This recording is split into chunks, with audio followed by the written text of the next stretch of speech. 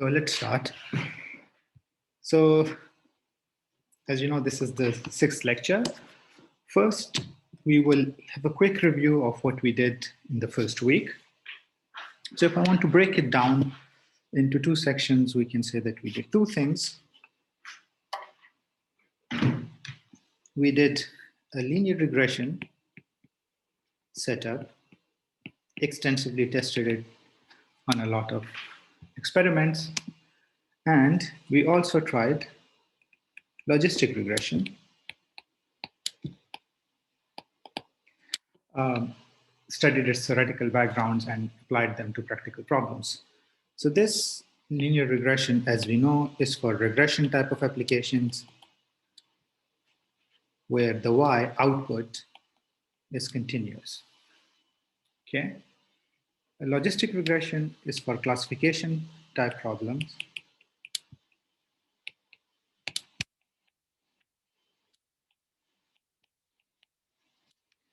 where the output Y is generally a positive integer. Okay. It's a set which can be inside, or which can be some positive integer. And we created the hypothesis function for both these cases. So hypothesis function generally for linear regression is of the form of h of w, where w is a vector, and it's w0 plus w1 f1 of x plus w2 f2 of x, and so on.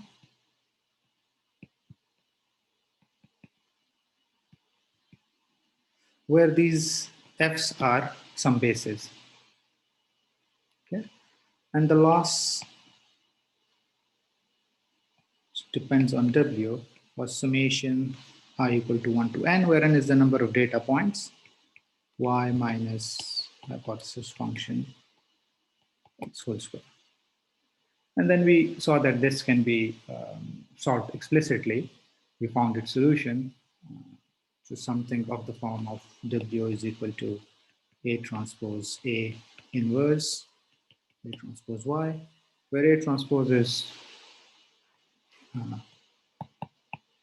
A is a vector of f0x, f1x, and so on. Okay. So quite simple, fairly straightforward. There wasn't anything too complex in linear regression. Is everyone clear about linear regression? Are there any questions, any confusions, anything that we might have missed about it that you guys want to ask?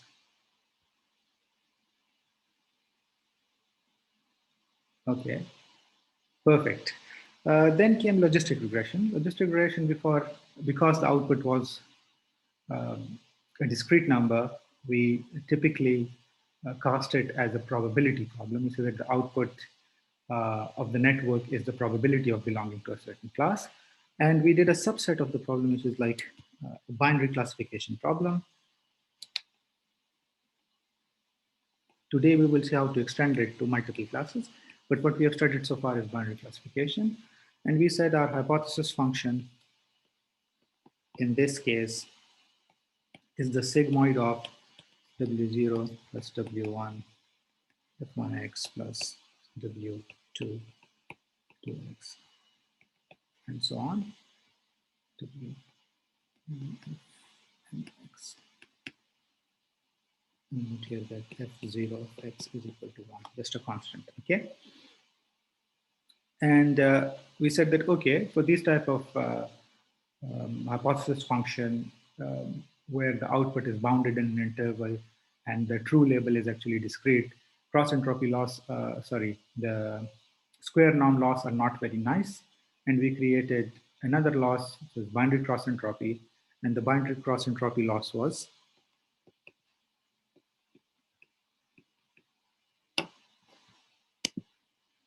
equal to 1 to n, negative yi log of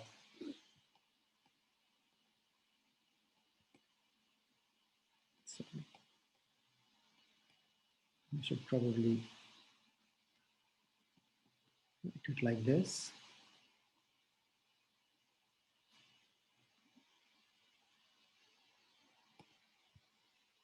minus 1 minus y log of 1 minus h.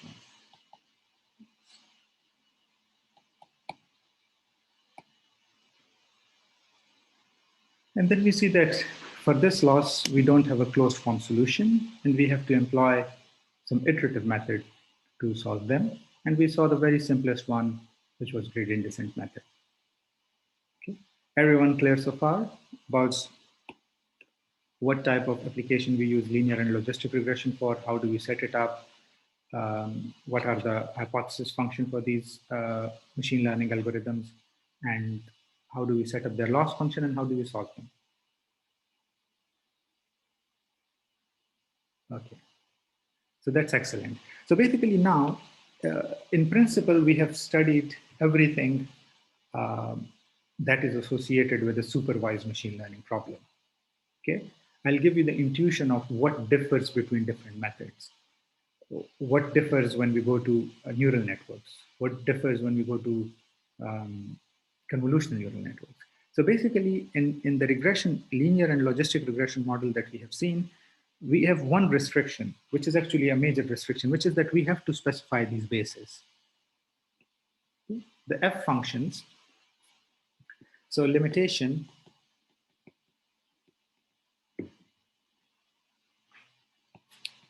for linear and logistic regression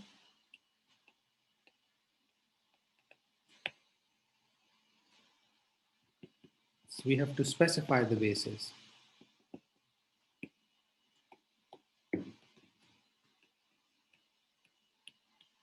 And then we find the weights, the best weights for these basis functions. This is a major limitation. Because for example, if I ask you guys, we want to classify a cat, and I want to, and I ask you like, okay, give me a suitable basis function. Could you guys tell me a basis function? It's extremely tough, right?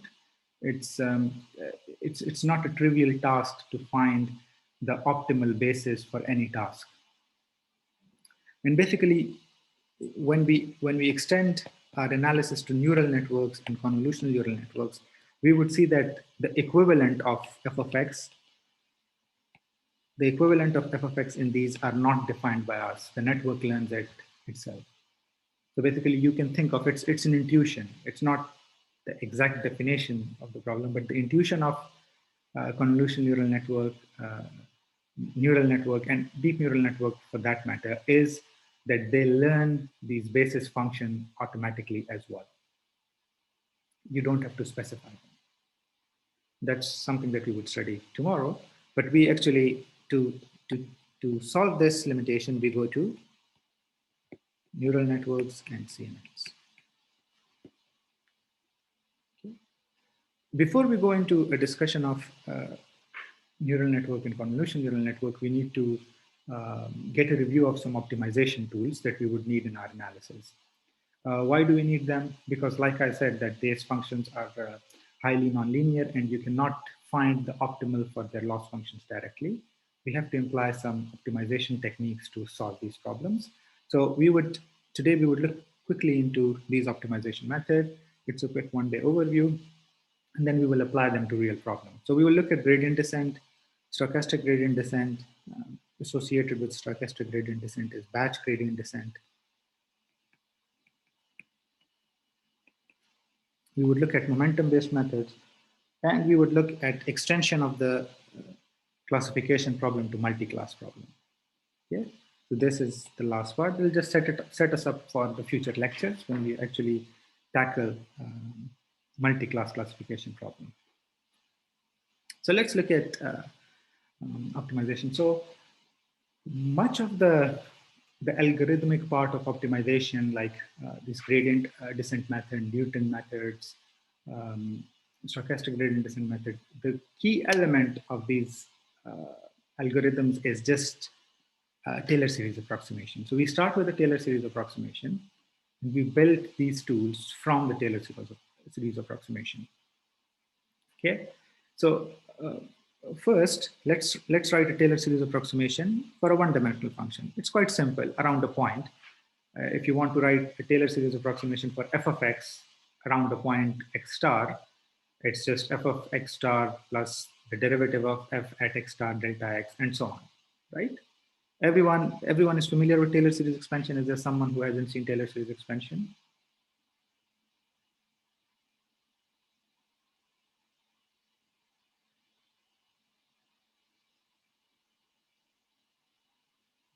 Okay, so the general form for Taylor series approximation for a function f of x star plus delta x is summation I equal to 0 to infinity, the ith derivative of f at x star times delta x power I divided by I factorial. That's the general form. So this would be f0, the zero derivative of the function is the function itself. X power 0 is 1, so this would be this. And then the second term and the third term is increase I. So that's the general form. A question for you guys, how do I extend it to multiple dimensions? If I have an nth dimensional function, a function which is, let's say, in our case, we have taken an example where we have two dimensional function, x1 and x2. How do we write the Taylor series approximation for that? What would the gradient be? What would we get in terms of, let's say we are just writing a second order approximation for the function. What is the equivalent for gradient, for the derivative in high dimension?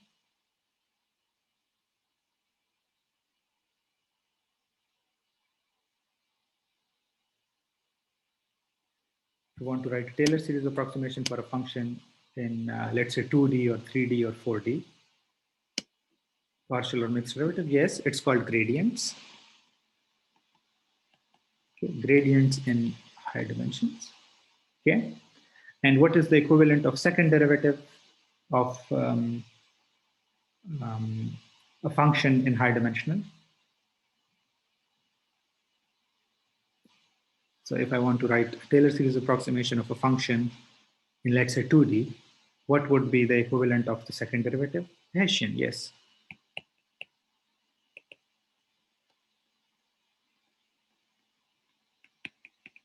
Okay, so just a quick, so the gradient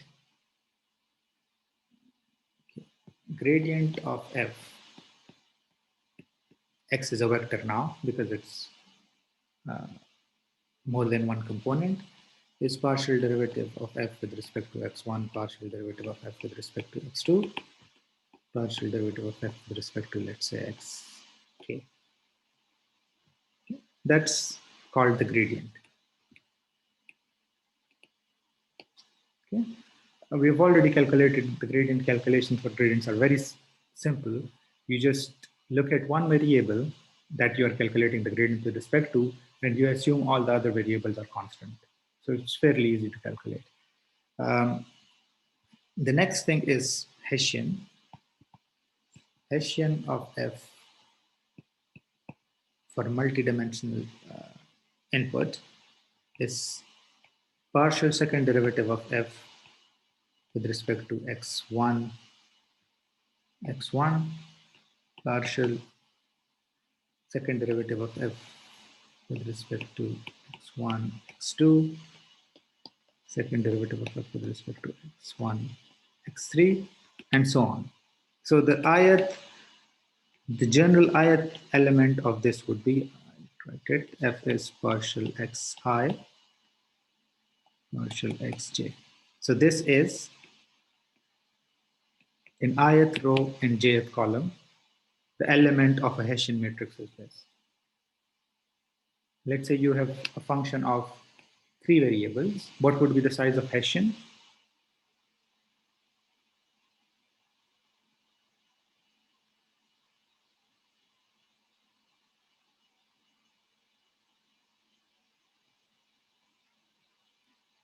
We have a function of 3 variables. Let's say it's in 3D space, x, y, z, and I want to calculate its Hessian. What would be the dimensions of the Hessian matrix for this function? 3 by 3, exactly, right? Because we have this I and j index can go from 1 to 3. Okay, so this brings us to a review of the algorithms that we want to study today. So the simplest one is gradient descent. We have actually implemented it in logistic regression setup, but the problem is very simple. You calculate the gradient of your loss function. So it takes in the loss function, the data and the weights, because these are the three variables that your gradient would depend on. And then you just take a step in the gradient direction. Of course, it's normalized to some step size or adjusted to some step size. This is the naive version of the simplest gradient descent algorithm.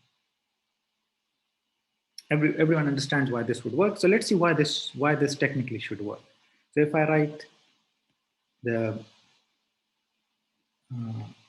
first order Taylor series approximation for a one-dimensional function, this is f of x plus delta x is equal to f of x star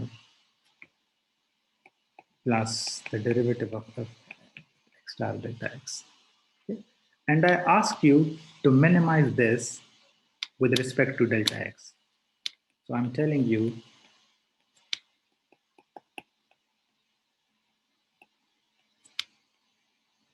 minimize this with respect to delta x, subject to delta x less than 1, let's say. So I'm telling you, I'm giving you a step size. I'm telling you that the size of delta x should be less than 1. Take a step, take a delta x, which minimizes this quantity. So does f of x star depend on delta x? No, right? It's independent of delta x. F of x star does not depend on delta x. So this problem is equivalent to minimize delta x f of x star delta x subject to delta x less than 1. Okay? And it's actually quite fairly easy to see that if the derivative is greater than 0, delta x has to be negative because we are minimizing it. We want their product to be negative, right? If delta x is positive, if the derivative is positive, delta x would be negative. If the derivative is negative, delta x would be positive. So it's basically taking a step in the opposite direction of the gradient, which minimizes this. Is it clear to everyone?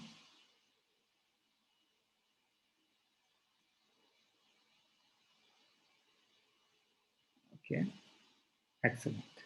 Excellent. And the problem actually becomes slightly more intuitive to see in high dimensional space. So if we are in high dimensional space, this would become minimize with respect to delta of x gradient of f at x star, okay, dot product with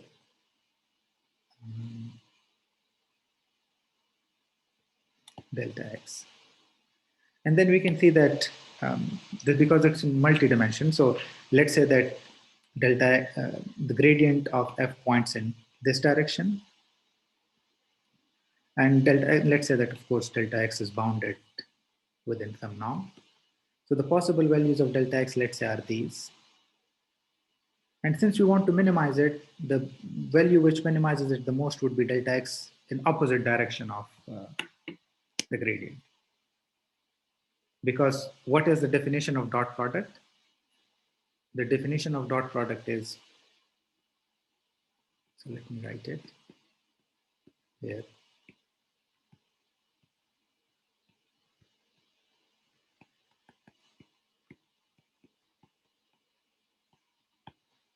What's the definition of the dot product? So this would be the norm of the gradient of x times the norm of delta x, sorry, times cosine of the angle between them.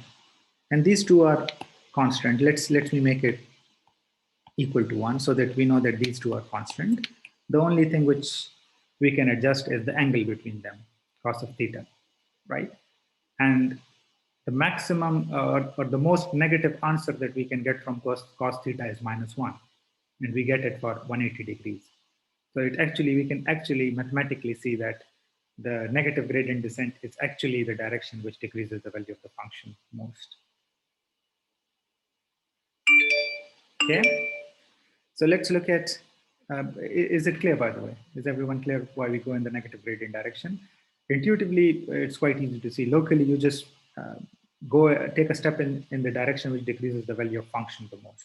But mathematically, you can also see that this is indeed, based on a first order approximation, this is the best direction you can take to decrease the value of the function. Is it clear to everyone? Okay, let's see a few more yeses before we move on.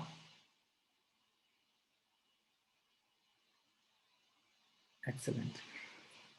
Okay, so a question now is, okay, we can take a step in the gradient direction, but does it actually work in all cases? So let me show you this example.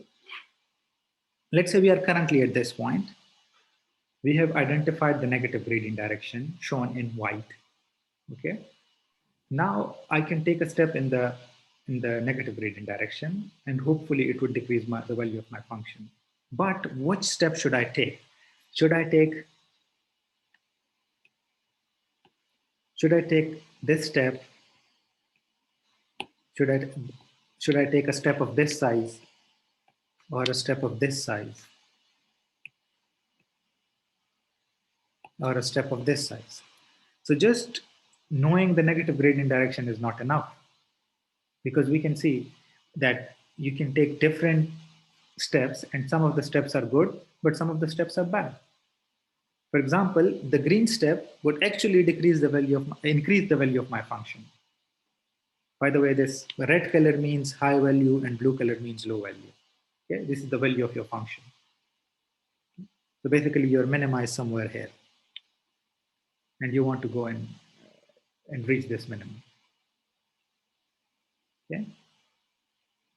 So what should we do so that we actually ensure that we are decreasing the value of the function?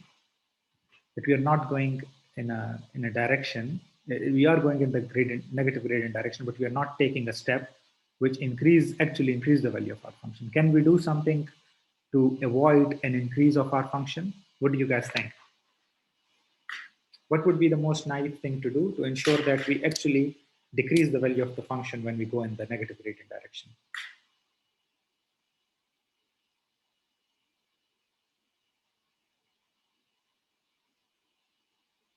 So for a function, you have the value of the function at its current point, you have the gradient direction, and your task is to take a step. You have to select a step size such that you are 100% guaranteed that the value of the function is not increasing when you take that step. So what constraint would you put on the step size?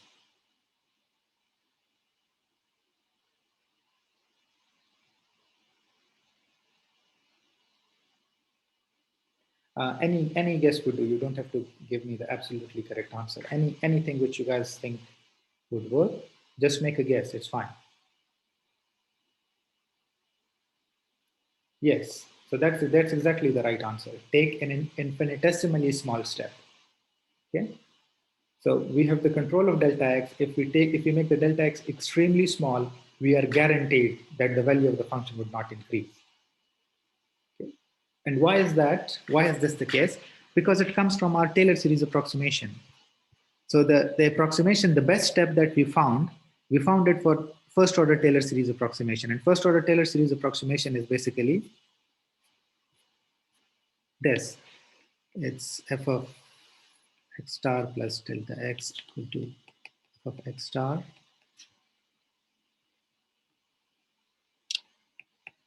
plus the gradient of f at x star delta x plus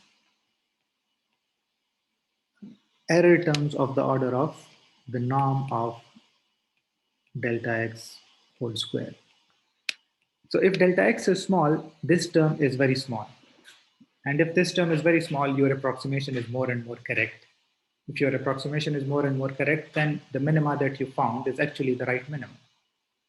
But when delta x start becoming larger, this approximation of the function becomes more and more erroneous. And as this becomes erroneous, any optimal that you have found on the basis of this approximation is also not a valid minima anymore.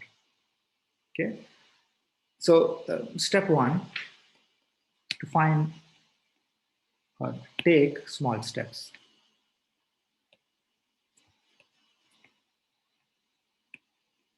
This would avoid the value of the function increasing. But what problem can arise because of this? Let's say if I'm here and I take like extremely small steps,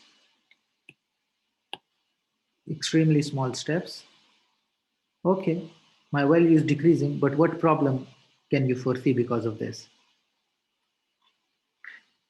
It can take too long, right? It can take too long, and we might not even converge in the number of iterations that we have specified. So now we are stuck, right? If we take too large a step, we might go in a direction of increase. If we take too small a step, we might not converge in a given amount of time. So what to do in these type of situations? What do you guys suggest we can do to avoid this problem? So the answer is it's some sort of smart hybrid between them. So let me draw a convex function. Let's say that you are at this point. If I write the first order approximation of this function, how does the first order approximation of this function looks? It looks like this, right? This is the first order approximation of the function. It's the tangent of the function at this point. Everyone agrees with me? So if this is f of x, this line is f of x star plus the gradient of f of x star.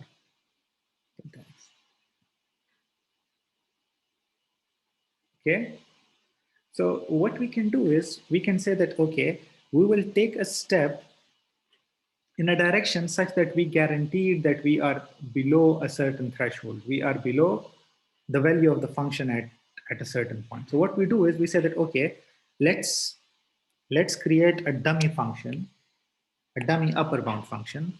Let's call it this, f of x star plus the gradient of f at x star delta x times some constant alpha, where alpha is between 0 and 1. Okay, so if we, let's say, make alpha equal to 1, then you get exactly this function, right? If we make alpha equal to 0, then you get this function. Okay? And anything in between would be something like this.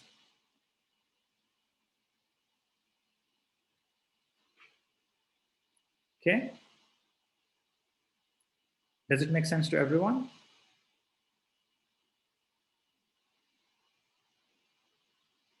Okay, and then we simply say that the resultant point, the resultant value of the function should be below this line. So what we say is that f of x star plus delta x should be less than this green line, f of x star plus the gradient of f at x star delta x time alpha. If we do this, then we are ensuring that the value of the function would always be decreasing, right? Does it make sense to everyone? So we choose a delta x such that this is satisfied. If this is satisfied, then you're always decreasing.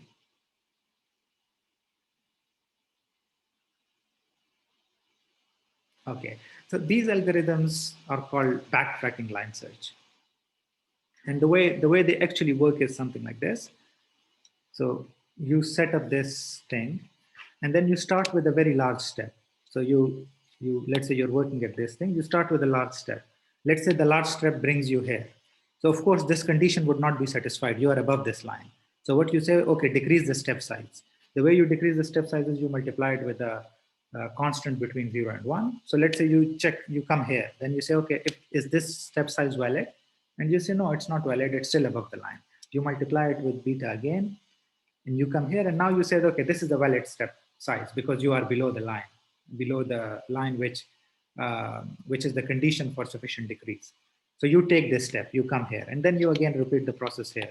You create this, and you start taking steps. You come here, you say, okay, this is not a valid step, this is not a valid step, this is a valid step. You take the step, you draw the line here, and then you do the same thing. You take the step, this is not a valid step, this is a valid step, and it's in this case a global minimum. Okay, so the algorithm goes like this. You start with some values of alpha and beta, you set t equal to 1, and you check this condition, right? If this condition is true, it means you have to decrease t. Because remember, you take a step when the opposite of this condition is true, when f of x star plus t pk is less than the quantity on the right. So it's a very simple algorithm. You take a step, you see if the condition for sufficient decrease is true. If it's true, you take the step. If it's not true, you decrease the step size.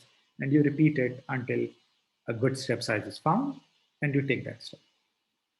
So this is called steepest descent with backtracking. Does it make sense to everyone? Are there any questions for anyone in this understanding? Okay. For most deep learning methods, however, it's not fairly easy to do line search with backtracking.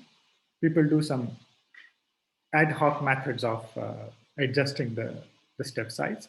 But it's good to know that, because if you're, let's say, working on a small scale problem, it might be nice to actually implement the backtracking, gradient descent with backtracking, and find a solution in a reasonable amount of time. Okay, so this brings us to a second problem with gradient descent type of algorithms. Okay, so of course we didn't need to do gradient descent or linear regression. We knew the exact problem, but just for the sake of explanation, just to convey the point of what is the data problem, I'm going to use the example of linear regression. It's true for any other type of machine learning algorithm as well. Okay. So what was the loss function for linear regression? The loss function for linear regression was I equal to 1 to n yi minus h of xi whole square. Okay. If I want to find the gradient of this with respect to some weights, let's say, let me write w here just to show that hypothesis function depends on w. If I want to find the gradient of the loss function with respect to w, this becomes summation I equal to, in fact, I use 0 to n 2 times yi minus xi and gradient of xi with respect to w. Right? This is the value of the gradient. Now, in order to calculate the gradient of the loss function with respect to weights, I have to calculate the gradient of each, the gradient of the loss for each of my data terms. So you can see that this is for I equal to 0 to n. I have to do it for each data point. Okay, and we have already discussed that in deep learning problems, the data set can run into of the order of 10 to power 6, 10 to power 7. In fact, 10 to power 7 and 10 to power 8 maybe 10 million, 100 million point in, which is a huge amount of data. And this calculation can be massively expensive. Okay? So every time you take a single step in the gradient direction, you have to calculate the gradient with respect to all data points, add them up, take the step, and there might be like tens of thousands of steps. So roughly this translates to, like, you would have to do like something of, let's say you're doing it for 1,000 iterations, 10 to power 3 iterations for, let's say, 10 to power 7 data points. This is 10 to power 10 gradient calculations for a data point, which is too much. It would be extremely expensive. And there is a memory constraint as well. We might not have the memory to actually store these gradients individually for such a large number of points. So what do we do in these cases? Any idea? How can we avoid this problem?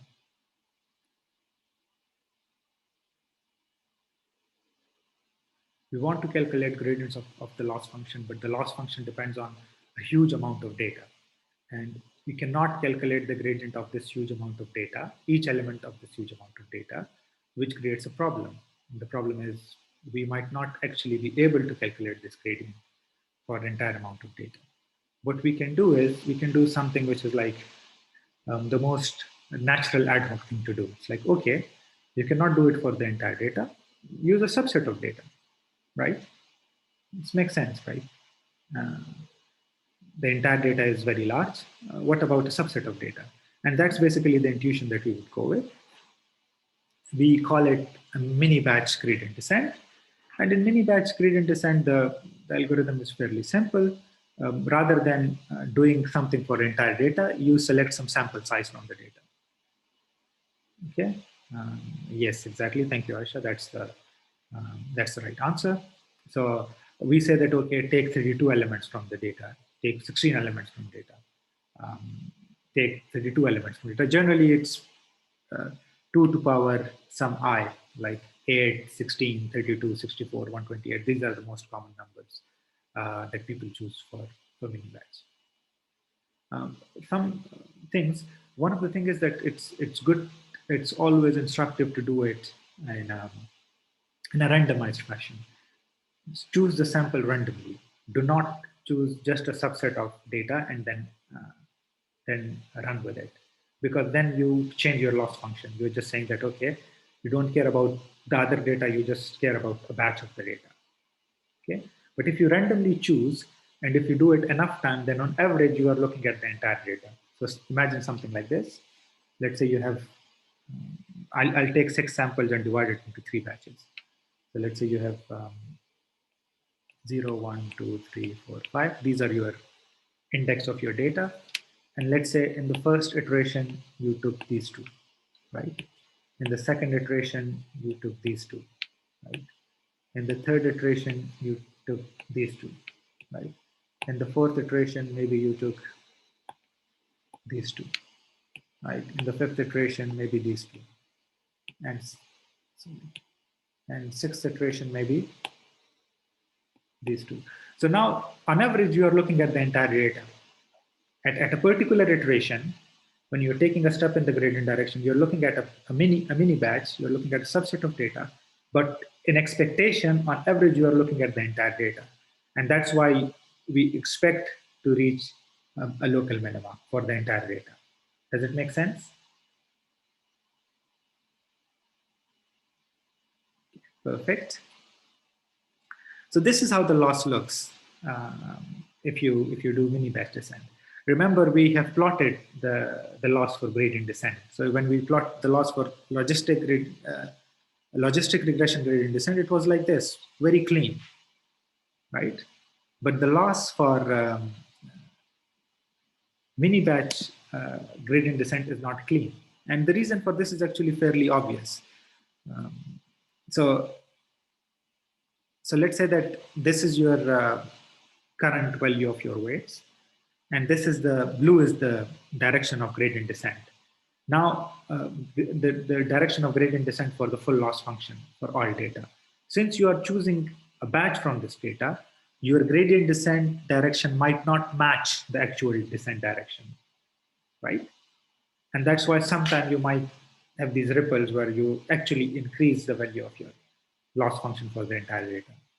So rather than going toward your minima in a smooth manner, you do these zigzag things because of choosing a random batch from the data.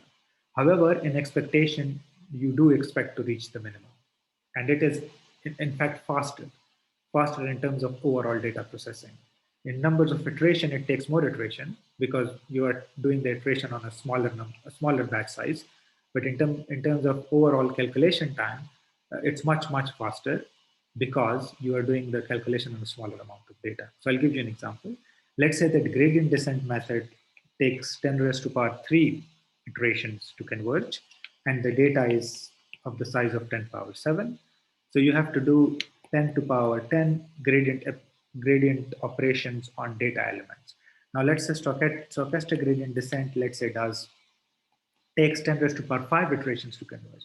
It's 100 times more iterations to converge than gradient descent, but it's doing it on the data of 10 to power 2. So the data, the sample size that it takes is 10 to power 2. So it would take a total of 10 to power 7 gradient data operations to reach a minimum. And this is 1,000 times faster than gradient descent. Okay. So although the iterations are more, you're doing these iterations on smaller amount of data. Okay, again, this is some learning rate intuition. Your learning rate cannot be very high because then you increase. Your learning rate cannot be very low because then it takes very large time to minimize. You can have something like this, a good learning rate. We would see what is a good learning rate and how to tune it. But the thing is, we want something like this. We want a sharp decrease and then maybe a steady approach toward the minimum. Okay. So in general, what we would see is that in a mini batch descent, you take a sample of the data, you calculate the gradient, and then you take a step in the gradient descent direction. Okay, based on this batch.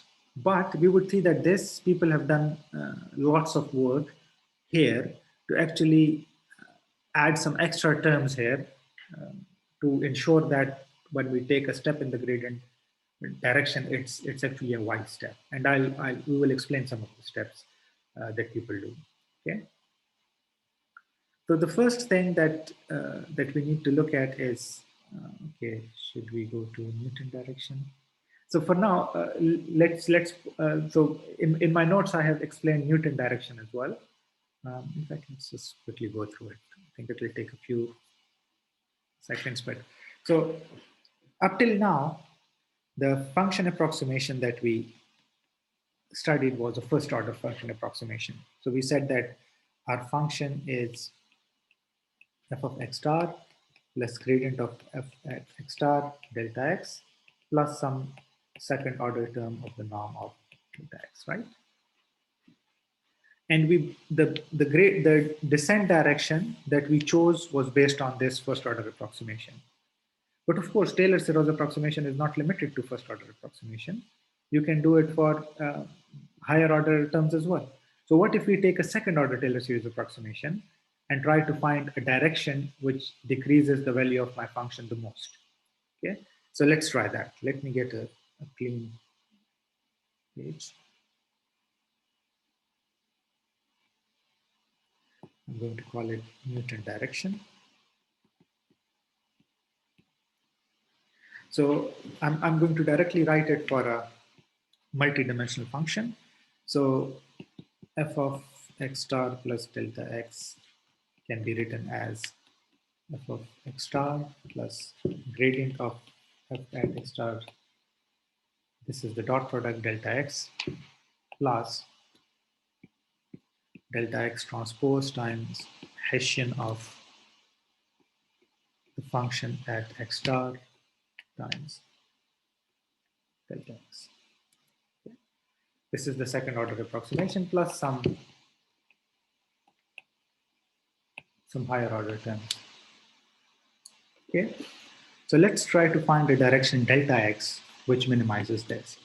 So we want to minimize this thing of x star plus gradient of f at x star transpose delta x plus delta x transpose Hessian at x star delta x with respect to delta x such that delta x is bounded.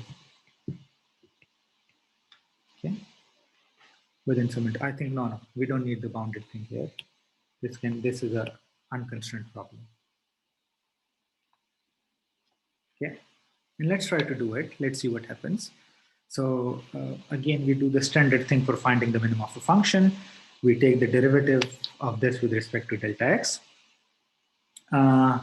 Does this depend on delta x? F of x star, does it depend on delta x?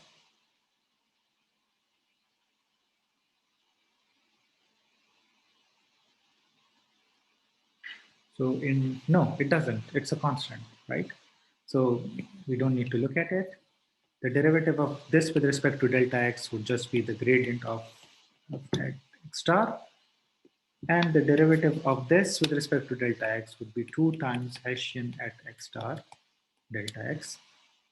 Okay, and we can set it equal to 0 and try to find the value of delta x.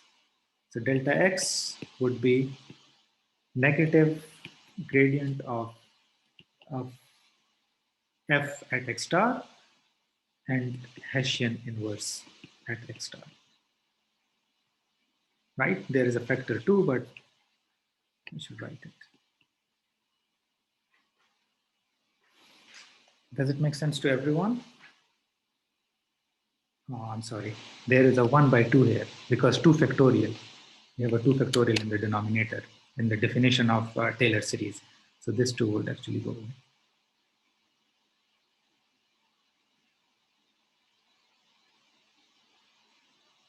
Does it make sense to everyone? This direction delta x is equal to negative Hessian inverse at x star gradient of f at x star. So this is called the Newton direction. This works when you take a second order Taylor series approximation of a function and try to find the best direction to go in order to decrease the value of the function. So let's look at some visualization of this. So if you have a quadratic function, if your function is actually quadratic, it just takes one iteration to converge. Okay, in average, the number of iterations for Newton direction are quite small, little 10 to power 2 to the maximum. I haven't seen it increasing more than that. So it looks at a quadratic approximation of a function locally and take a step in that direction to reach the critical point of that. So if it's indeed convex, it will take a single iteration to converge. Okay?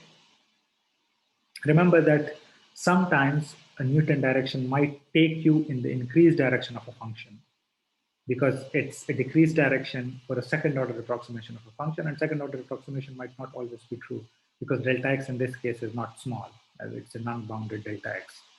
You can take a large delta x as well. But overall, it would take you to a minima in a few iterations. Okay. Generally, we would not see anyone using Newton direction for machine learning methods because, like we said, the Hessian matrix would be the size of n times n, where n is the number of weights. The number of weights in machine learning algorithms is of the order of 10 to power 9 in NLP and around 10 to power 6, 10 to power 7 in computer vision problem. So this is a massive matrix. And then not only do you have to calculate this massive matrix, you have to calculate the inverse of it, which might not be defined, it might be singular. So that's why people do not use Newton direction in large scale problems. You can use some approximation of Newton method where you try to approximate the inverse of the Hessian matrix rather than actually calculating the Hessian matrix and finding its inverse. But again, that's more for a discussion completeness point of view, so that when you hear Newton method, you know what it means. You probably won't actually need to implement it anywhere.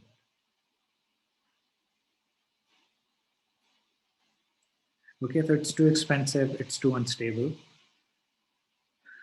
You can look at approximation of these.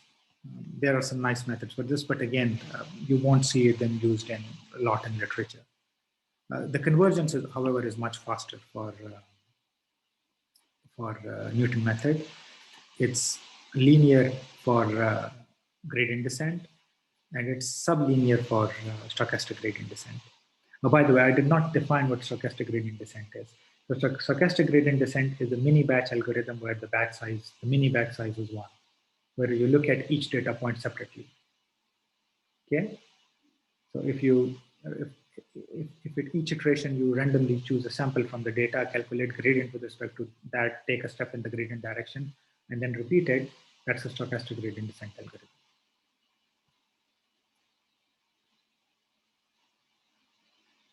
Okay, so this brings us to some techniques to improve stochastic gradient descent algorithms. The key one among them is momentum. Okay, and what does momentum mean? So basically, if you look at stochastic gradient descent method, you would see that there's a lot of jumping around, a lot of ripples in. For example, if let's say that we were in a, let's say these are the contour plot of a function that I'm working with. So these lines represent values of the function. So this is, let's say the value here is 10, the value here is 100, the value here is 1000. And let's say I'm start from this point and I'm doing stochastic gradient descent. What we typically observe is that usually you reach toward minima like this.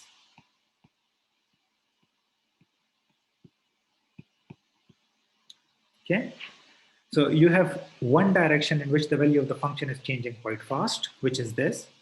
The value of the function is changing quite fast. You can see that the distance between 100 and 10 is very small, right? The value of the function is changing very fast. And then you have another direction in which the value of the function is changing quite slow. So in this direction, the value of the function is changing slow. In this direction, the value of the function is changing fast. So because of this mismatch of the gradient values of partial derivatives in different directions, you see that sometimes there is oscillations. You are oscillating in the fast changing direction, right? So we want to avoid it because this is basically a waste of time. It takes a longer amount of time to oscillate to the right point rather than going to the right point in an optimal way. So people use techniques which are called momentum. So momentum is basically this. Momentum says that, okay, so green actually with green I will represent the direction that you actually took at a certain time. So let's say that you took a step in this direction. Okay, let's say you came here. Okay, now you calculated the gradient. The gradient is, let's say, in this direction. So what you say is that you take a weighted sum of the gradient and your previous step. So the weighted sum, let's say, becomes this. Okay, you come here, you calculate the gradient. The gradient probably is in this direction. You take a weighted sum of your previous step, which is this, and this current gradient, and it takes you this. So basically you can see that because you are taking the sum, the long-term average of your gradient values, the oscillation part would cancel out, right? So let's take a simple example. Let's say that, okay, we will average the current gradient and the past gradient. Okay, so if you are oscillating like this,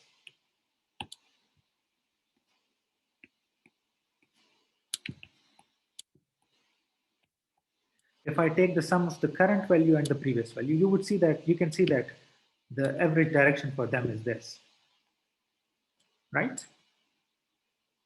And that takes you toward the minima faster. So that's basically the key idea of momentum. Momentum basically says that let's try to come up with an idea to avoid these oscillations, and we would do it by weighted averages of gradient rather than looking at the current gradient of the current gradient at the location that you are currently in. Does it make sense to everyone?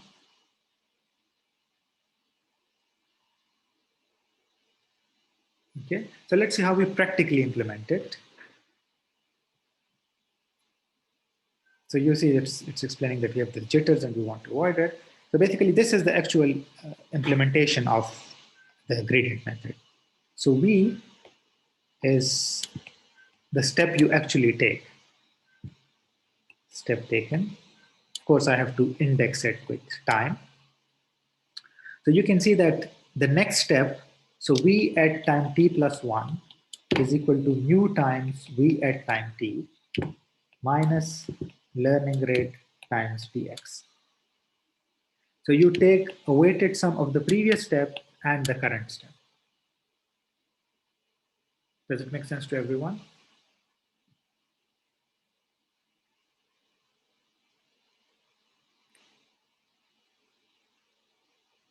Are there any questions?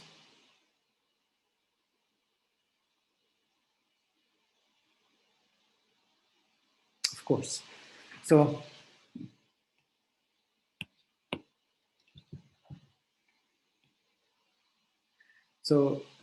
like I said, V is the step taken, the actual step taken, the actual thing that you take the step in, right? This is the actual direction that you go into, right?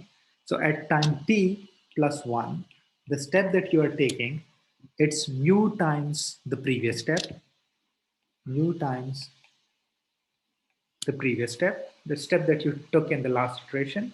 T plus 1, remember, is the current iteration, and Vt is the last iteration, plus learning rate time dx. Dx is the current gradient, and Vt is the previous step. So basically, if you see it, you would see that this is exponentially decaying average.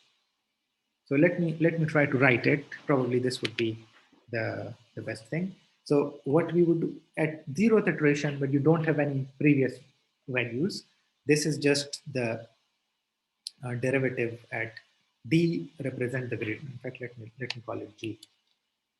D. So this would be gradient at time 0. Okay. What would be v at time 1? This would be mu times v of 0, which is g0, plus or minus, in fact, this is minus. I'm going to keep the minus inside. I'm just going to call them gradients. Plus gradient at 1. I'm assuming learning rate is 1. Okay. Minus sign is incorporated in G. The G is negative gradient direction. I don't want to put minus. I want to make it simple to understand. Okay. So is this clear? I'm just using this equation. Vt plus 1 is mu Vt plus learning rate time dx. In fact, it's minus, but imagine that minus is inside this g of x. Okay. What would be at time 2? V2, it would be mu times V1. And what is mu1? Mu G0 plus G1 plus G2. So now you can see that V2 is mu square G0 plus mu G1 plus G2. And at time t, you would see that this would be gt plus mu times gt minus 1 plus mu square times gt minus 2 plus mu cube times gt minus 3, and so on. So it's basically averaging. It's a weighted average of all the previous values of gradients. And the idea is that the closer you are to current time, the more relevant the current data is. And the far along in the history you are, the more less relevant that data is. So you want to take the average of all your gradient values that you have seen so far, but you want to assign a larger value to the current, or the closer values to your current position, and smaller values to the smaller weights to the values in the past. Does it make sense? And all this, by the way, is just to remove the ripples, remove the oscillations. Perfect. Okay. And this basically, if you actually see it, so basically, if you actually implement it, let's say that this was the gradient, momentum would probably be like this. There would be oscillations, and with time, the oscillations would become smaller and smaller and smaller. And we can actually see it. So this is momentum. You can see that momentum does not have that many oscillations. Whereas SGD, you can see that it's oscillating and slowly reaching toward your minimum. On the other hand, momentum converges quite fast. There aren't that many oscillations. Okay, so that's why people use momentum. Okay, there is ordinary momentum, and then there is Nastrov momentum. Nastrov momentum is just like a reformulation of the momentum technique. So I'm going to just skip over it, just go through the slides that explain it quite well. What's the difference between momentum and Nastrov's momentum? But for our purposes, understanding of momentum is sufficient.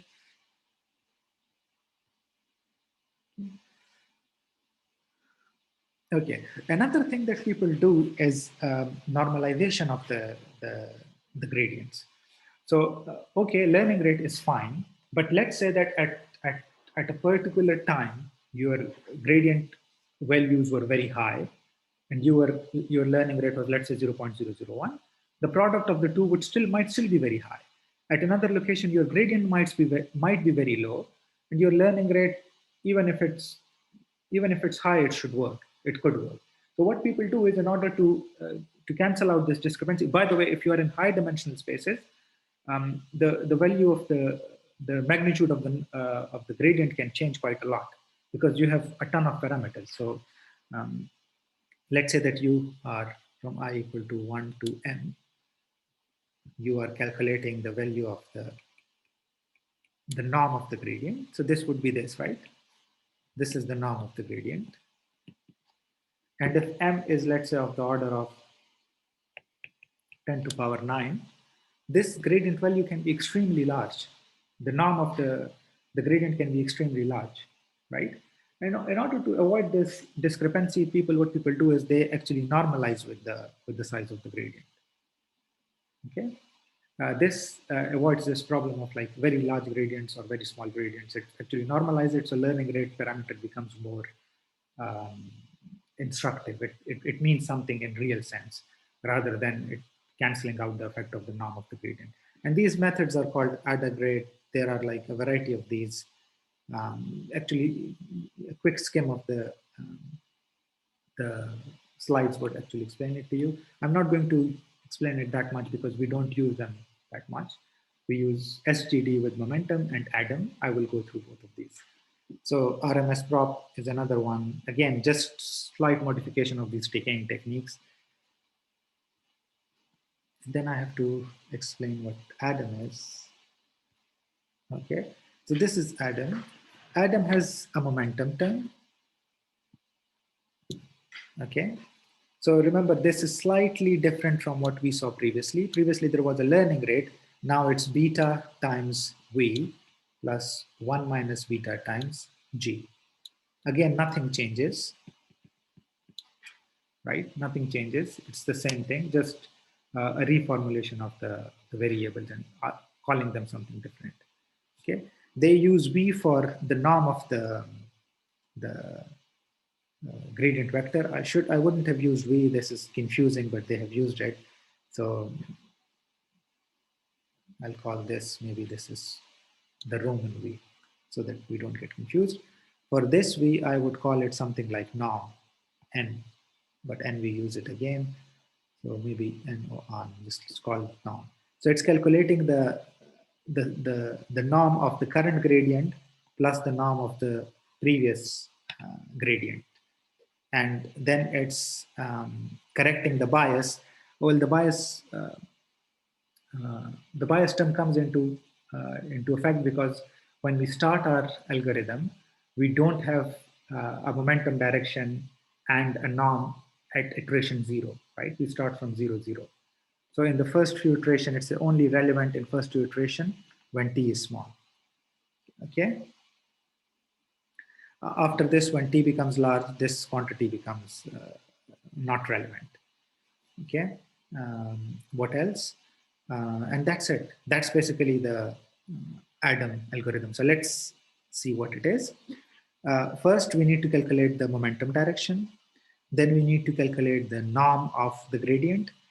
We want to make it such that it doesn't get biased in the early iterations. For that, we use these two terms, MB and VB. MB and VB are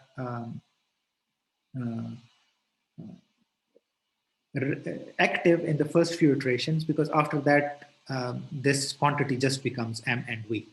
In the first few iteration, it would put some large weight on M and V because T would be small and 1 minus beta power T would not be equal to 1. So basically, these are just some normalizing terms. to be relevant in the first few iterations. And that's it. Once you have this, you just take a step in the momentum direction where the gradient is normalized by VD. So does everyone understand Adam algorithm? Again, we don't actually need to implement it. It's implemented inside the packages, but it's good to know what these methods do so that we don't think of them as some magic quantity. We know what they actually do. Any questions?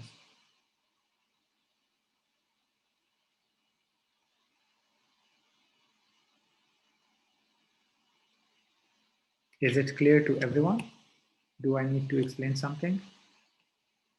Or is there something which is missed and need another explanation? Okay. Okay, so if it's clear to everyone, we would go to the last part of today's lecture, which is softmax and loss function, cross entropy loss for multi-class classification. We would need it for future lectures, tomorrow and the day after, and so on.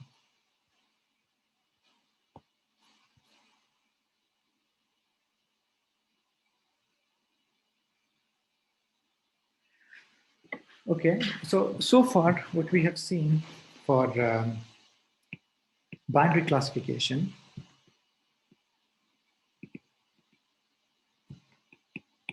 we used a sigmoid. So we said that our hypothesis function is sigmoid of W0 plus W1 F1 of X and so on. It gives me a value between 0 and 1, which I interpret as the probability of the output belonging to class 1. And when I need to calculate the probability of output belong to class 0, I just subtract this value from 1. That's what I do in binary classification. But what if I have, let's say, a digit classification problem? I have 10 digits. What do I do then? Any ideas?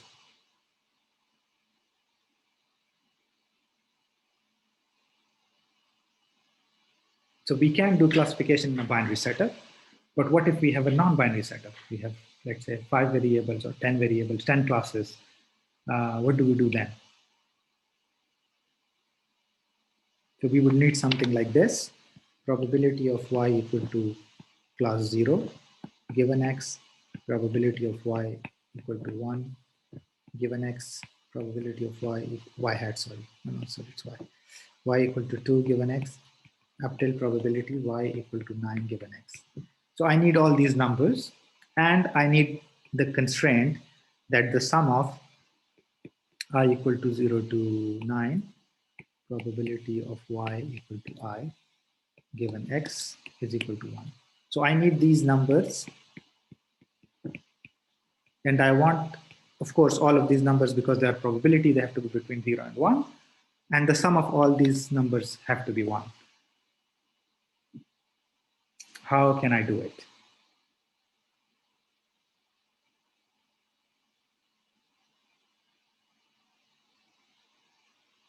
Any guesses? Any random guess would do. What do you think can be helpful?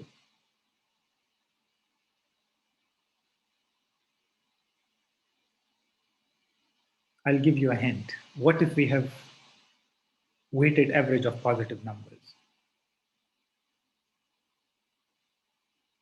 Do you think all of them would be, normalized average, positive numbers normalized by their averages? Do you think all of them would be positive? Yes. Do you think all of them would be between 0 and 1? Yes, because they are normalized by their sum. So basically what I'm saying is, I said average sum. Positive numbers normalized by their sum. All of them are positive. All of them are between 0 and 1 because they are normalized by their sum. And the sum of all of them would be equal to 1. So how do we ensure that any real number becomes positive? We take its exponential. So basically what this is, it's exponential of, I'll call it activation 1, A1, divided by sum of I equal to 1 to or 0 to, let's say 9. In this case, I have 9 number, exponent AI. Similarly, this would be exponent A2, summation I equal to 0 to 9, exponent AI, and so on. Let me get a clean page and try to show you how this works.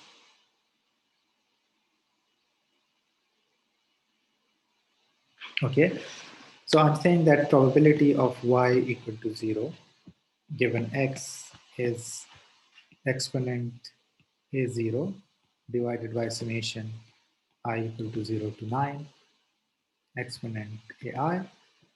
Probability y equal to 1 given x is exponent a1 divided by I equal to 0 to 9 exponent ai, and so on. Probability y to 9 given x is equal to exponent a9 given summation I equal to 1 to 9 exponent ai. And what are these I? These AIs? These AIs are the input. This is A0, A1, A2, A3, A9. This is input to this layer, which converts these numbers into probability. Okay, and this layer is called a softmax layer.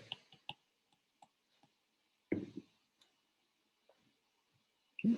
So a softmax layer simply does that. It takes in some number, some real numbers, take the exponent of that real number and divide it by the sum of the exponent of all inputs to that layer.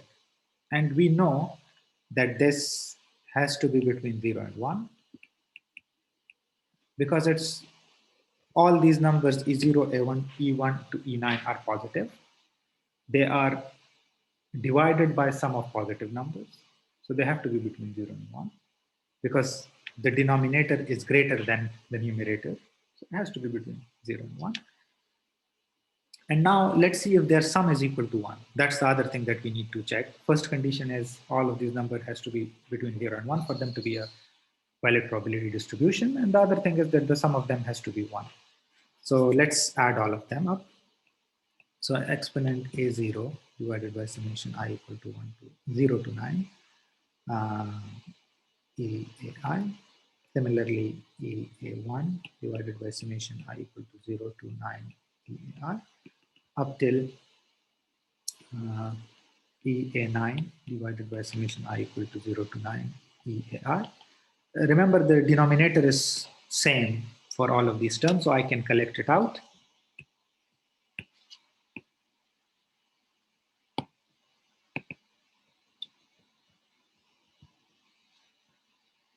So if I collect out the term in the denominator, I'm summing them up. So this becomes 1 divided by summation I equal to 0 to 9 exponent EAI, and the term inside remains are EA0 plus EA1 plus EA2 up till EA9. And I can write it as summation I equal to 0 to 9 EAI, and these terms are also summation I equal to 0 to 9 EAI, and these two cancels out and this becomes 1. So this indeed gives you a probability. The output numbers are actually probabilities. So probability of the element belonging to class 0, class 1, class 2, class 3 up till class 9. This is called a softmax. And the general definition of a softmax is this.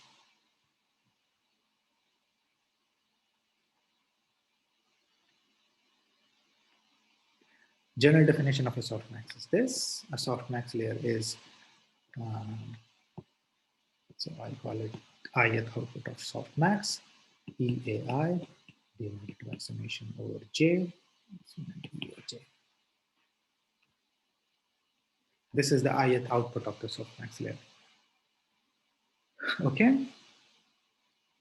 Now again, our binary cross entropy, let's look at the loss now. Our binary cross entropy was this, binary cross entropy loss.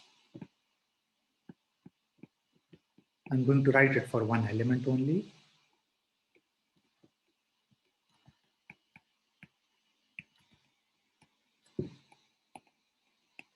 Okay. Now we don't have just two classes, we have multiple classes. So we look at a general cross entropy loss, and the general cross entropy loss is summation I equal to 0 to C, where C is the number of classes, negative yi log of Si. Okay, so this is the output of the softmax layer. Rather than y hat here, this is the output of the ith softmax layer, the output of the ith softmax layer, and this is why I is 1 hot. If the class label is I, this is 1. If the class label is not I, this is 0. Does it make sense to everyone? Okay, I want to see a few more yeses before we can move forward.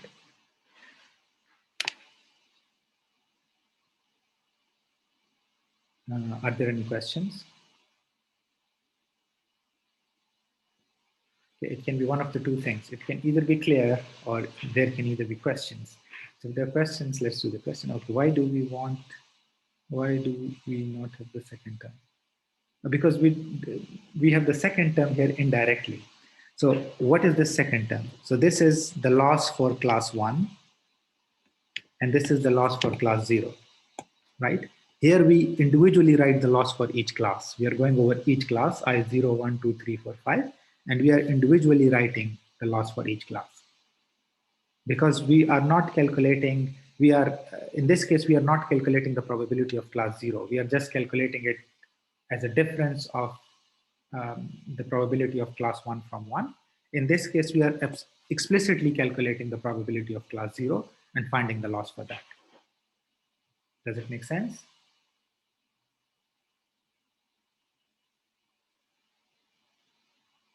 Okay. Any other questions? Don't worry too much about it. We would explicitly implement it tomorrow. What are the values of AI? So AI is any, so what was the value of, let's look at the example of logistic regression.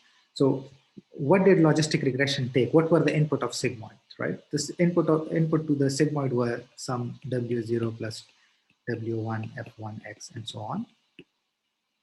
WMXN. This thing I called AI. I call them activation. In fact, I should call them ZI, but since I've used the notation AI. So this is whatever is the input to that layer.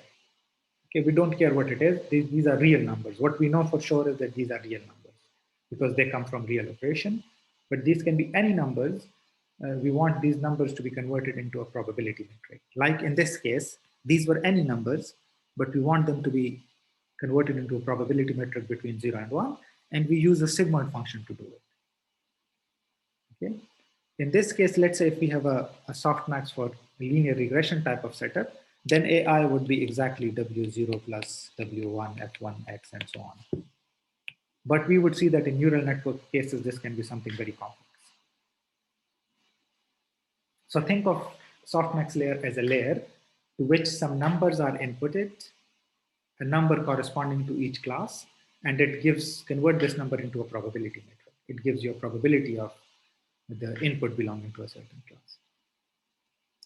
Is it clear?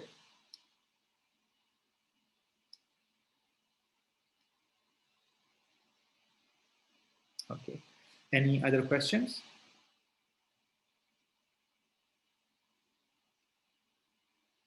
Okay. So if there are no other questions, I'm going to leave you guys to do exercises. Let me just open up the exercises and show you what we have to do today.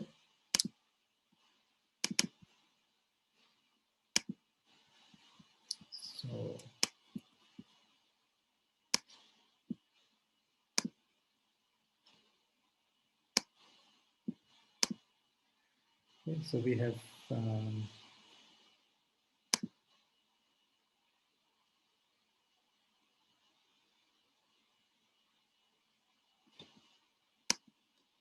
let's go to day 6. We have an exercise of multidimensional regression, linear regression.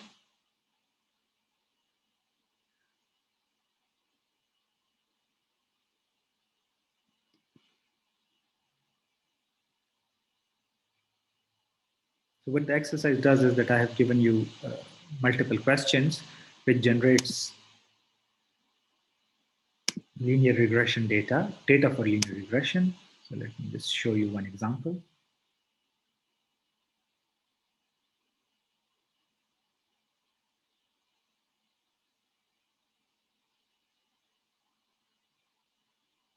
For example, the red is class 1 and blue is class 0. Remember the example that we did in first lecture was just linear example where the data was separated by a linear layer. The question for you guys today is to extend it to nonlinear thing. And of course we can do it. We just have to give the basis ourselves. We have to write the basis. And in this case, it's fairly easy to say what should be the basis. You have two variables, x1 and x2. I'm going to leave it for you guys. Give it a good try. Just think of regression. When we were doing linear regression, what was our function, hypothesis function? It was W0 plus W1x. When we were doing like quadratic regression, we went to W0 plus W1x plus W2x squared. So do something similar here and it should work. So there are have generated multiple types of data, some easy, some complex, some really complex. Let's see how much of them you can do. We will give it a try after the break. If, for example, there is some questions and you guys have some difficulty. Let's look at the second exercise. So the second exercise is basically for mini batch descent, stochastic gradient descent, and gradient descent.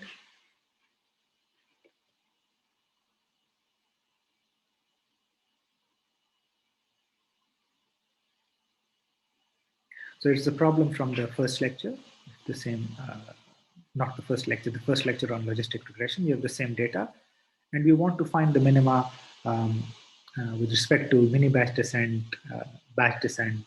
By the way, when I say batch descent means gradient descent. Mini batch descent means where you take mini batches in gradient descent, and stochastic gradient descent means where you take each individual sample. So the code is pretty much implemented. I want you guys to have a plot of like loss function with respect to when you train on mini batch descent, and gradient descent, and just have a look at it. Just play around with it and see how does it feel to you. Do you guys get the intuitive idea of the code?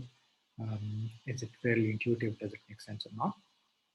So these are the two exercises, and I think there is an exercise in chapter 6. Have a look at that as well.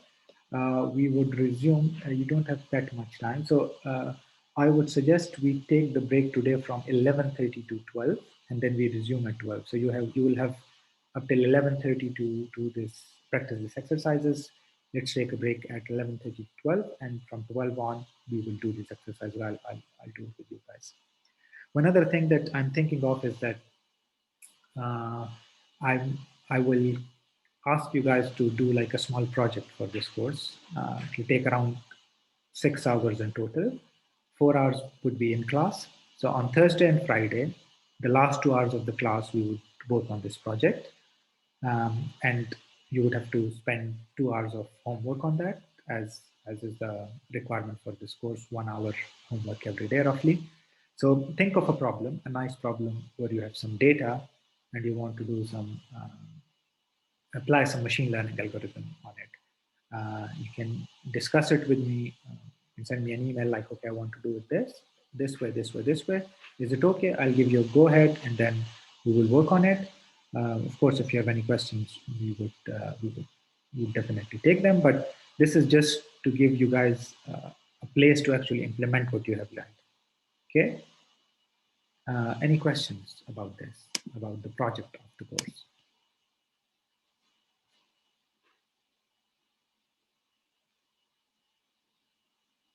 Okay, I'll add the detail of this in the course instruction. So you will find the details here under the course instruction page, and you can have a look at it and think about it on your own time. I will have here the project details.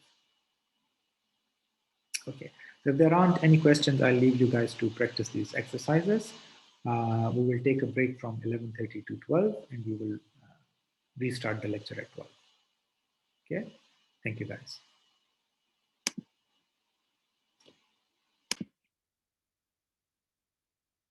Okay, guys, welcome back. Is everyone here? A simple yes in the chat would do, please.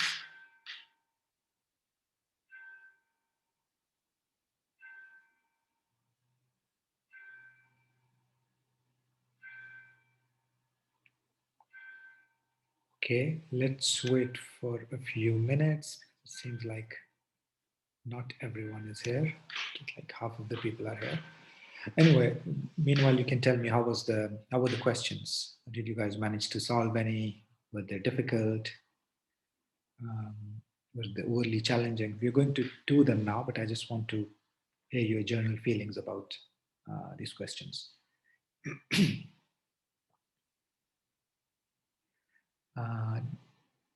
How many of you managed to solve at least some questions?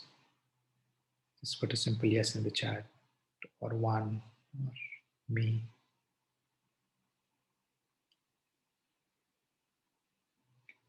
Okay, so it seems like people had some difficulty in solving those questions, which is fine. We'll try to solve them now. Let's just wait till 12 so that everyone is here.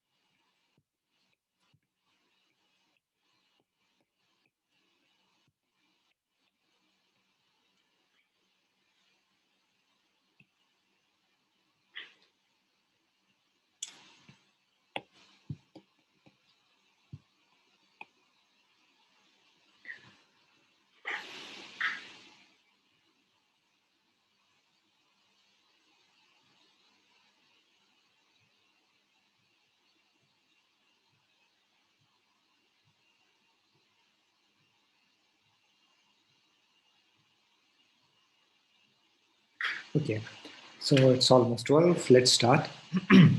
So most of the questions that you would see in your exercise are questions like this. The logistic regression function that we have seen is something like sigmoid of W0 plus W1x1 plus W2x2, for which the decision boundary is a linear line somewhere, something like this. But this cannot separate the data, right? It would not work for this case because there isn't any line which can separate the two classes. So what can we do? What is the obvious thing to do in cases like this? I want a decision boundary to separate the two classes, and a linear polynomial is not enough. What can I do to get a decision boundary which can separate these non-linear classes, but the decision boundary is non-linear? Any guesses?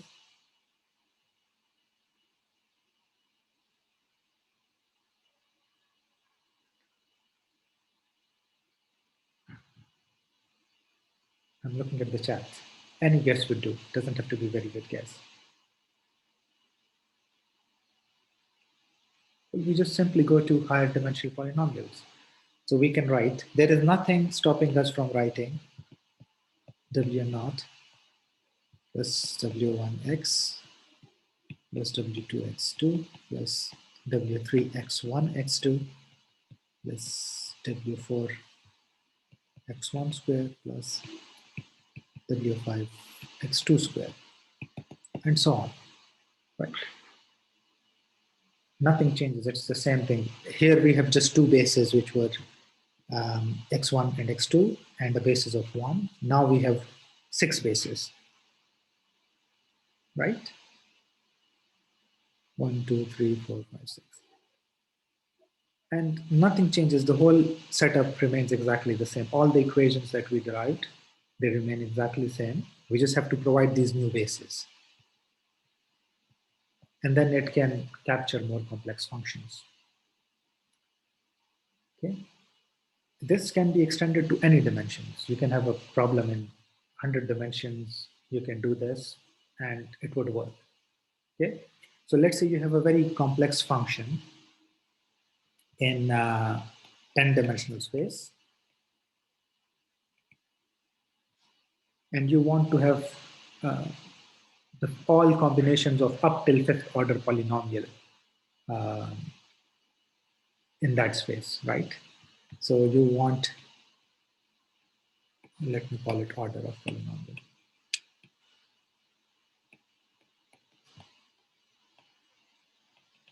Order of polynomial is equal to 5. This is order of individual element. 1x, you wanted its power to be x5.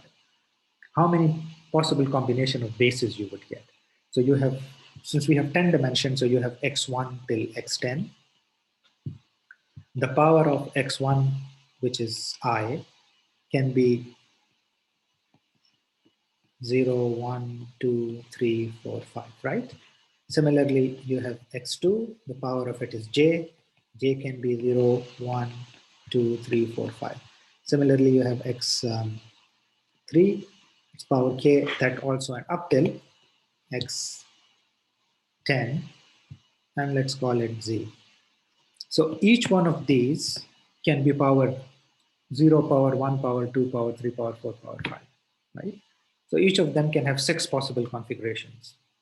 And there is a total of 10 elements of this. So you have 6 to the power 10 bases. And it's a small problem. It's 10 dimension, 5 bases.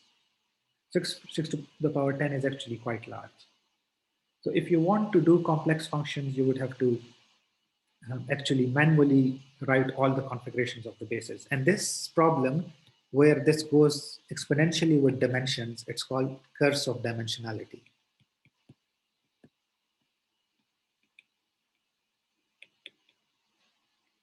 And that's the major drawback of linear regression and logistic regression. We can model anything with them. But the thing is, the number of bases that you would have to provide would be extremely complex because you are manually giving every possible combination of the bases. That's what is the problem with this, and that's where neural networks come in handy. You don't have to manually give all the possible combinations of the bases. It learns the right combination of the bases. Is everyone clear about the curse of dimensionality? Like how does it impact our models, linear regression and logistic regression? Excellent, excellent, excellent. Okay, let's code it. Let's go to the coding and let's try to see what we can do. I'm going to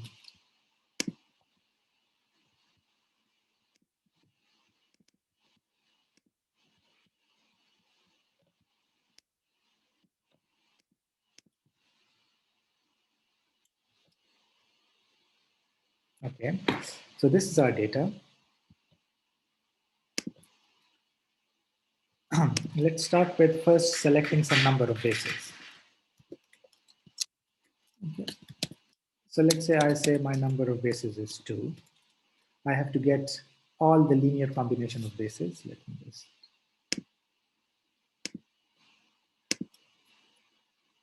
all the linear combination of the bases. So I can say something like this for in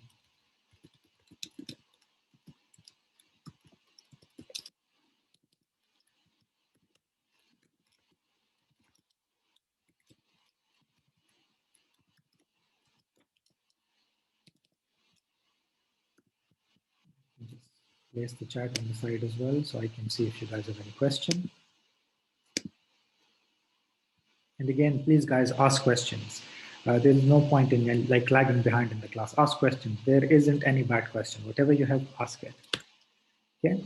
So let me just create a list to which I can append the bases. And I will do something like this, bases dot append. What would be this? This would be x1 power I times x2 power j. So this is how my bases would look.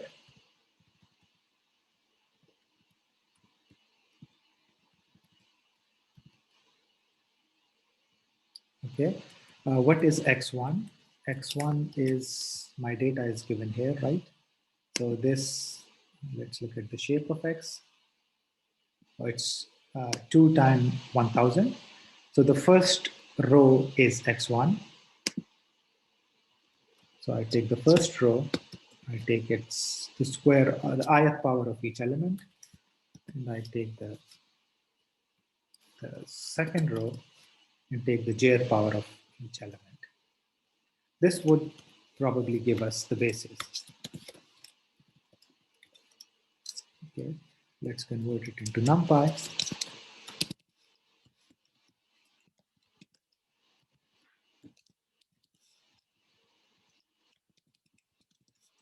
Let's print its shape. For 1000, that's fine because it's this. It would just take 0, 1. We want it to take 0, 1, 2. So let's add plus 1 here. 9 bases makes sense, right? So it has 3 power 0, power 1, power 2 for x1, power 0, power 1, power 2 for x2. So there should be a total of 9 bases. Is it clear to everyone?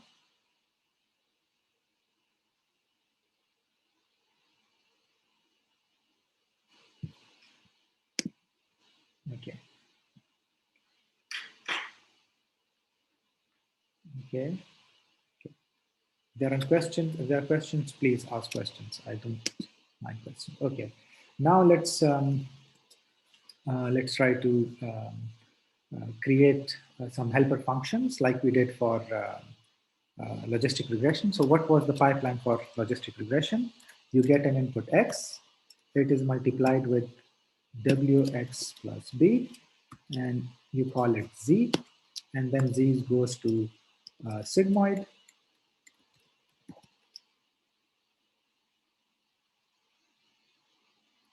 The power of 0 would automatically be replaced with one value.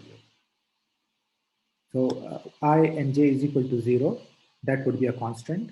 Then I equal to 0, but j is not equal to 0. J would be 1.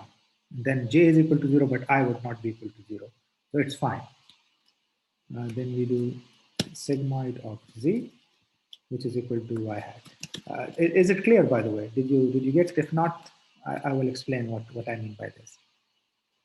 Okay. So let's write this helper function. We need to get this function which gives us z. So let's call it def get z. It takes in a w and an x, and it returns w times x. Remember, I'm not writing a b here because there is no need for b. B is inside this spaces. When I equal to 0, j equal to 0, you get a constant, which is w0 would be b. So let me just write these bases. So what are these bases? These bases are x1 power 0 times x2 power 0 plus, there is, okay, x1 power 0 times x2 power 1, x1 power 0 times x2 power 2.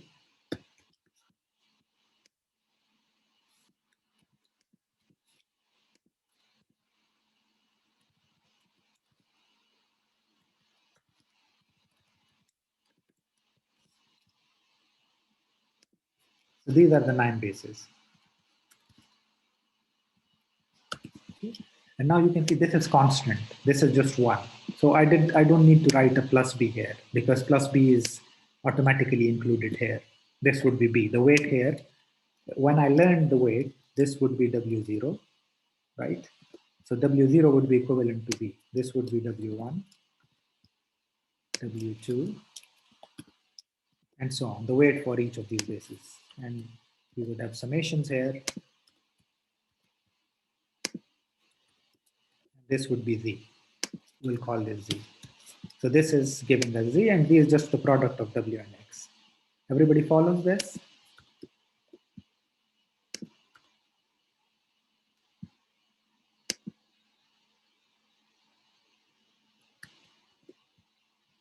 Is it clear to everyone? Please put a yes in the chat if things are clear.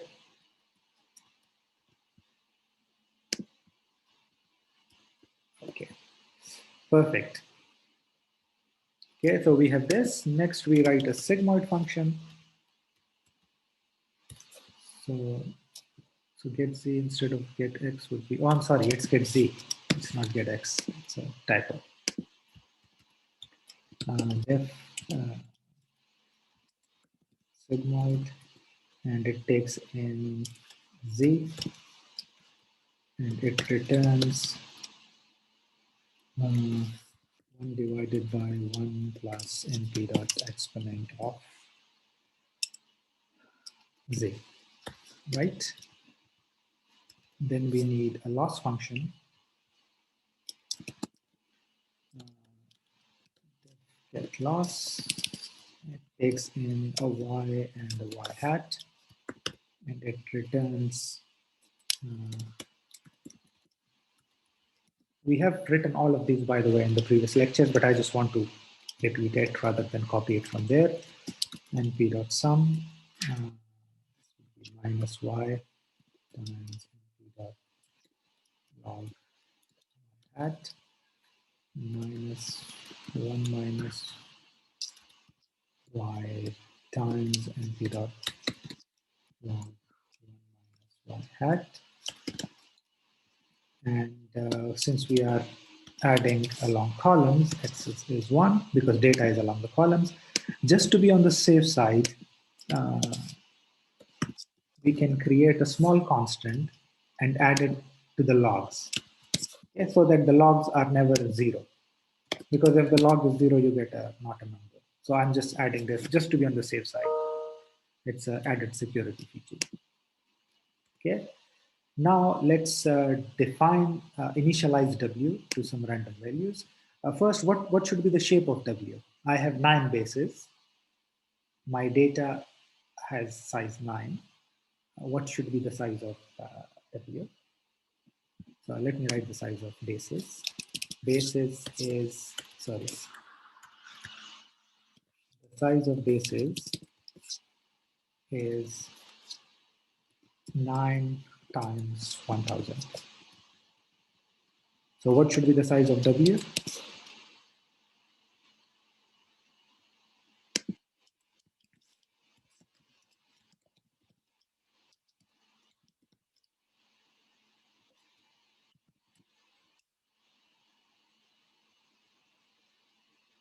Any guesses?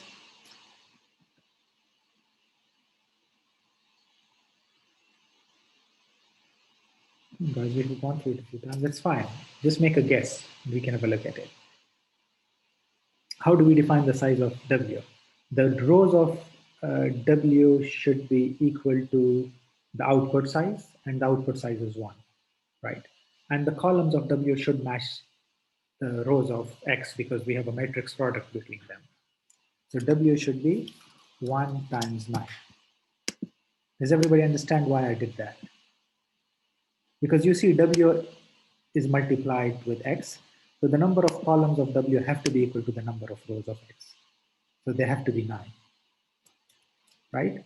And the number of rows of W have to be equal to the number of output of your network. And the output of network is just a scalar. So it's 1. Is it clear to everyone? Okay. So let's run a loop. So let's say for 1000 iterations or 100 iterations. So what do we need to do first? We need to find z.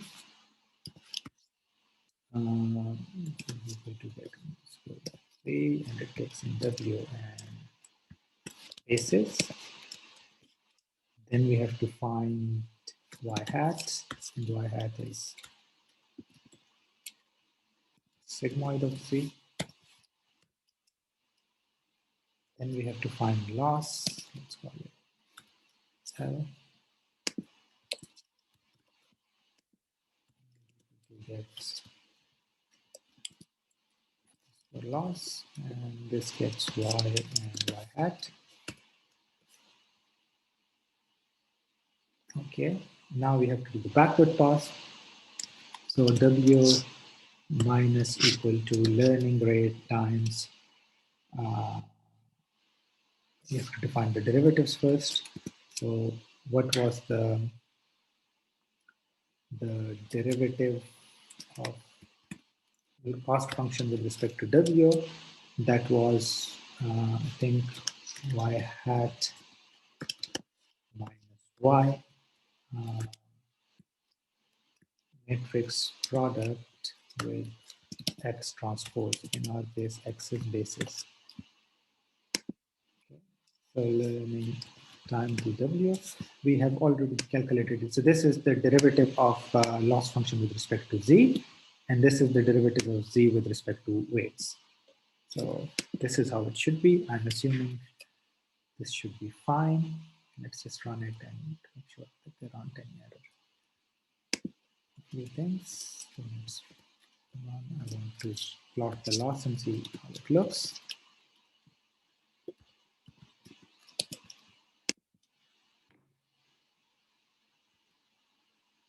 What's the error? Get x is not defined. Of course, it's not. It's get z. I do this typo quite often. Okay. What seems to be the problem? The problem is that I'm not appending the losses here.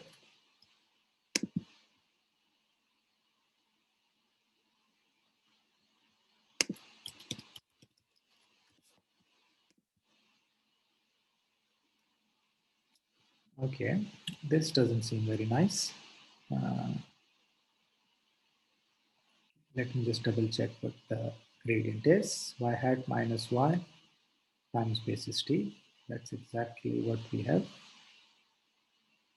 And we are taking the learning rate like this. Oh, I think this, have we defined the sigmoid correctly? Isn't it minus?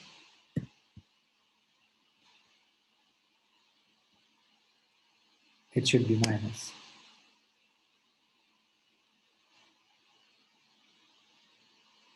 Okay.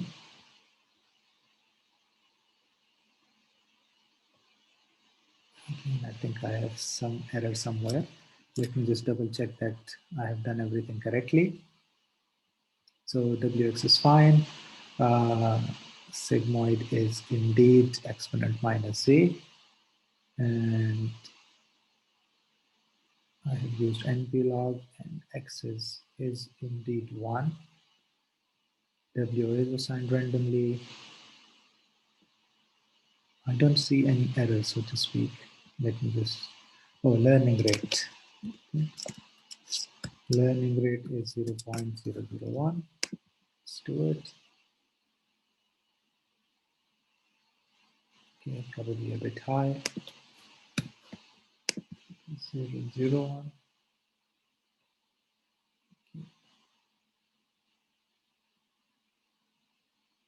Probably epsilon has to be quite small as well. It's already quite small.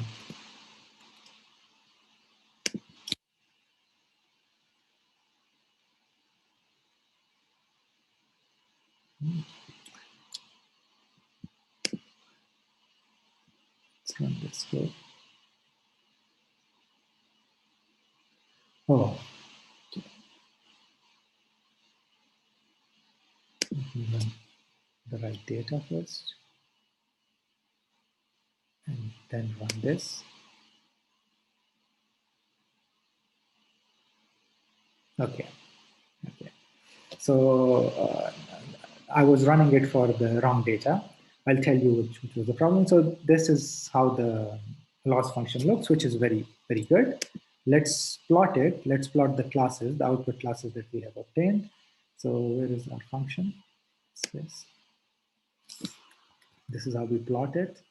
So let me plot this for x and y hat is greater than 0.5.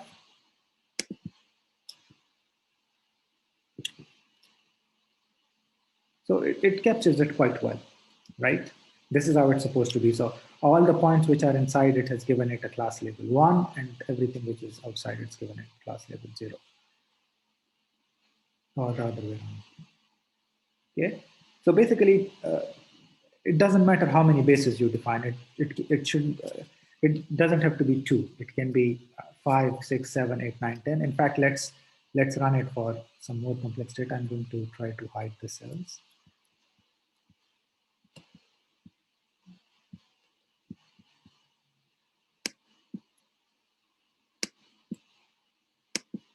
Does anyone know the shortcut to hide cells?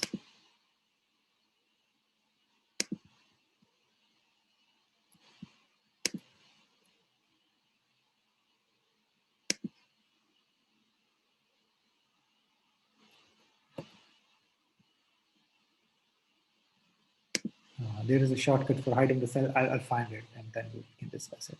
So let's try it for some complex data. Maybe this one. Let's see if it works on this one. So now this is my data. And let's run my code.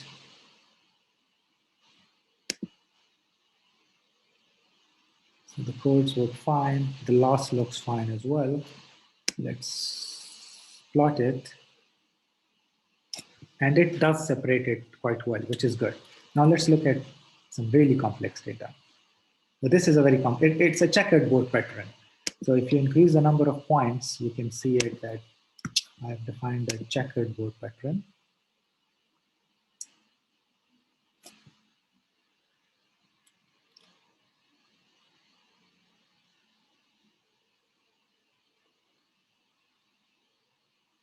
Take some time. This is the plotting code, by the way, which is taking time. So this is a checkered board pattern, but I don't want to make it very dense. Light. This is my data. And now I know that 2 bases probably would not be enough to learn it. So if we try to learn it with 2 bases, let's try to do it.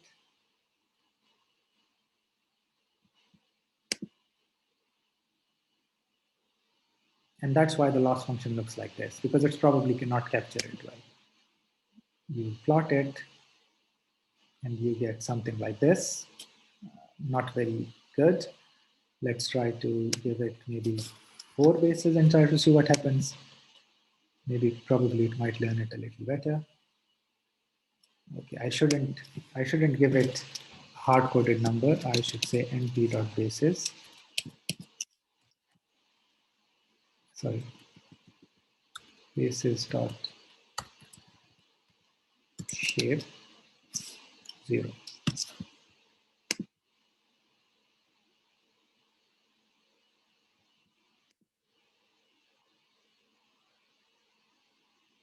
Okay, a little better, but probably still not very good. It might be nice to give it slightly more iterations to train.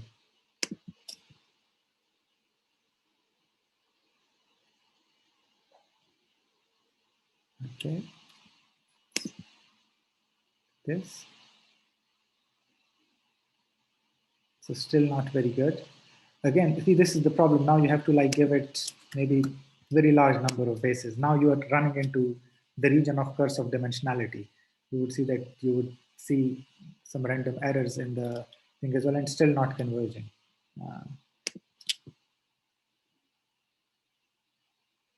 So still not learning it very well. So there is, for very complex function, even if you give it large number of bases, it still doesn't work. You have to increase it quite a lot. But you would see that with neural networks, the problem is not that severe. You can actually learn it. But reasonably complex function, for example, all the other functions, you can do it.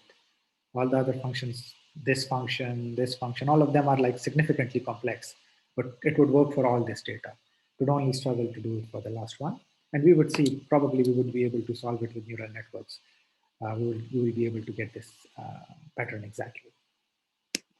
So now everybody is clear about how to do things in high dimensions.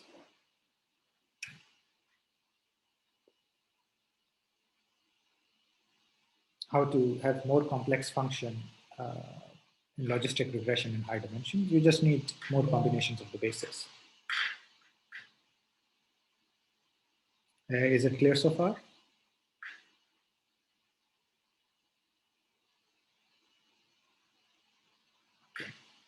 Okay, perfect.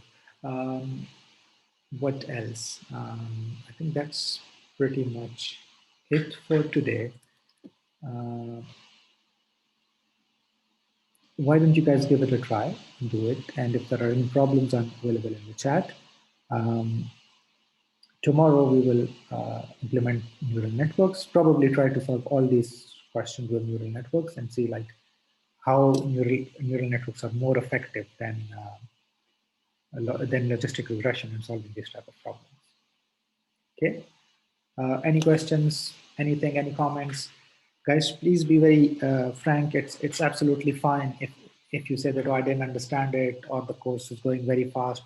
Don't be shy. There is no need to be shy. I'm not.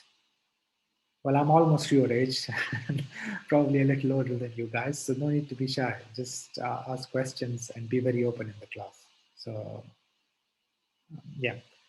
From what I've seen of your reviews, the course is moderately difficult to slightly difficult for most of the people, which is nice, which is what I expect this course to be, because we want to cover a lot of topics in 2 weeks. So it should be moderately difficult. It should not be extremely difficult for anyone. If it's extremely difficult for anyone, then we need to ask more questions. And unfortunately, I think there is a bit of a language barrier for some people. And it's difficult to understand what I'm saying at times because of the way I speak, probably the speed I speak. That's one of the problems that some people have pointed out. I try to enunciate and speak slowly as much as I can, but of course, it's a force of habit. Once you are concentrating on what you're talking about, you forget to be slow. Other than that, most people were like relatively okay. Some people haven't filled the survey. Please, guys, when you're asked to fill a survey, please do it. Yes, you can do logistic regression with more than 2 output classes. You just would have to use cross entropy loss, non-binary cross entropy. So that's also possible. So for your project, if you want to make a team, that's fine with me, but don't make a team of more than 3 people. Okay. Those of you who are like, let's say, alone or are taking the course alone and want me to set them up with someone can send me an email, and I can see how to form the groups. But I will have the detailed instruction of what the output of the project is, what do I expect in it, from it, and what is the time from it. Shouldn't take more than 6 hours. It's not going to be like a massive project. So 2 hours on Thursday from 11 to 1, 2 hours on Friday from 11 to 1, and 1 hour after the class each day, 6 hours. That should be the time frame of the project. I'll put all the details of it on the website tonight, so you can have a look at it, and we can do a bit of discussion about that tomorrow as well. But please fill in the surveys. Whatever you want to say it there so that I at least know what needs to be adjusted for the course to be more beneficial for you guys. Okay? Perfect. I will try to create an online page somewhere where you can submit your team members and team names, probably your projects as well. But give me until tonight. I'll formalize it and finalize the details, and then we can talk about it. By the way, it's good to. My original plan was not to have the project in the course, but I want more engagement. So that's why I decided to do it. I was expecting like you guys would be asking question left, right, and center, and I would be like, but you guys are shy, which is a little surprising. Ask questions. I like questions. That's how we learn. That's how I would learn. If you ask a tough question, I would have to think about it and come up with a nice answer. So don't be shy about asking questions. It's always appreciated. Okay. Anyway, you have around 30 minutes. Try this logistic regression in high dimensions and see how it looks. Okay.